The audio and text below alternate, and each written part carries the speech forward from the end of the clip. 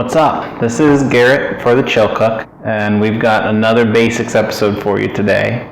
As usual, these are short, couple-minute videos to give you some sort of valuable kitchen tip, skill, information, technique, and to help you on your way towards being a chill cook. Today we're talking about something close to my heart, coffee. And coffee is pretty simple generally. It's easy to get from like the coffee shop down the street. And most people are used to scooping it into the drip brewer and making it at home. I just want to maybe share a few things to help your coffee experience be a little bit elevated. Okay?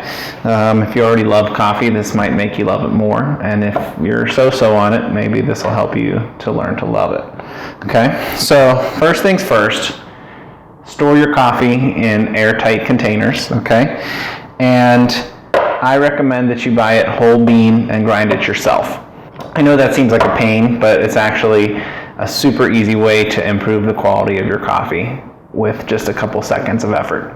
If you must get it pre-ground, I also recommend that you keep that in an airtight container as well. What I found is that when you grind your own coffee, you just end up with a much more interesting, delicious flavor. So, if you're going to go the route of the grinder, as I recommend, you could get one of these for, it smells great, just the inside of the grinder. So if you're gonna follow my lead and go with the route of a grinder, get something called a ceramic burr grinder. Honestly, I'm not even sure what other types there are because you don't want those. You want ceramic burr, okay? That's gonna give you the best grind. And generally they have some functionality that you can change the dial on them for how fine the grind should be.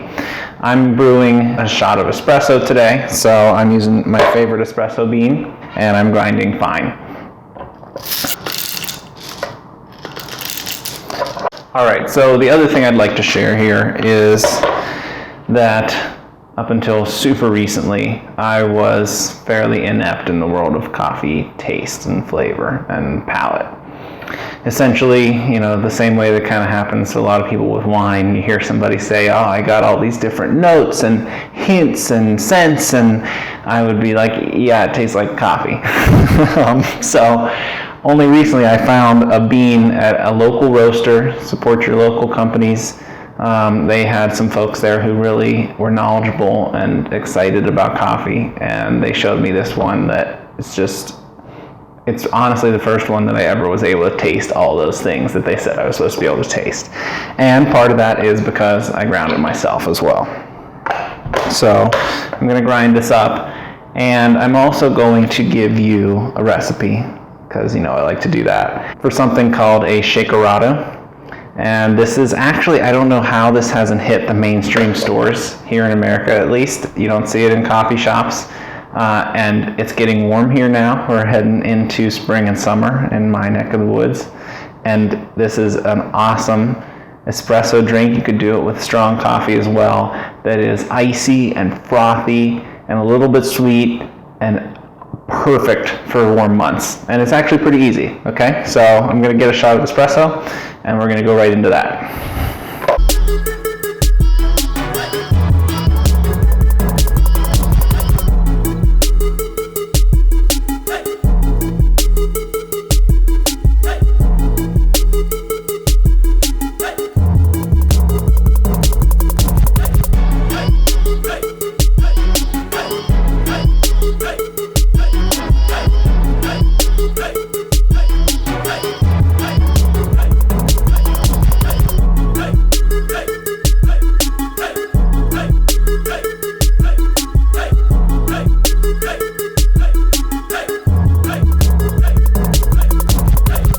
Okay, that was pretty quick and easy. I just have a shot of espresso here. And the way we're going to make this, we're going to put a bunch of ice in our shaker.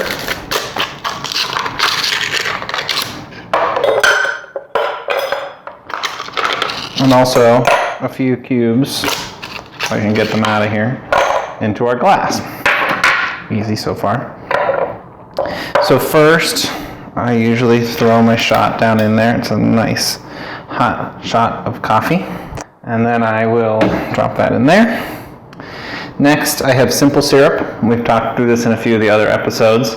It's equal parts water, equal parts sugar, and then you just bring them to a simmer, stirring in a pot. As soon as they come to a simmer, you can take it off the heat and store it in your fridge for a while. I don't like to do a ton. I don't need it to be super sweet, but a reasonable squirt. It probably would equate to be about half of a shot. And then you're going to fill a reasonable amount of the way with regular milk. So now we shake.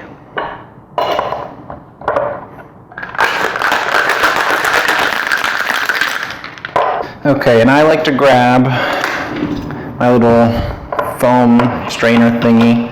I feel like it does a better job straining the foam than the one in here. And as you can see, you need it. This guy's super foamy, which is awesome. Just do a big pour.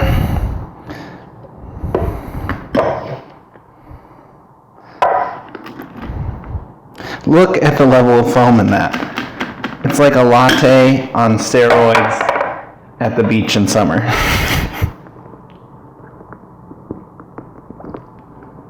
Oh man, it's just a little bit sweet. Coffee comes right through. Oh, super refreshing. So good.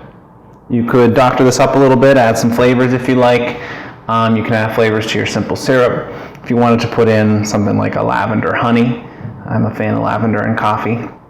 Definitely nutmeg, cinnamon on top of there. Lots of potential. So this has been a super quick look at coffee. Hopefully I've showed you something you didn't know that you're going to enjoy when it gets warm out there. And thanks for joining The Chill Cook. Check us out at thechillcook.com for full recipes, videos, lots of other good stuff, and follow us at The Chill Cook on Instagram. Talk to you later.